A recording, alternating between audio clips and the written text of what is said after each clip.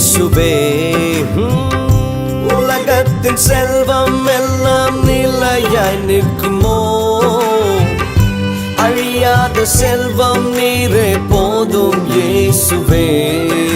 என் ஆசை நீங்கப்பா, என் தேவை நீங்கப்பா, என் சொந்தம் நீங்கப்பா, என் சொத்து நீங்கப்பா.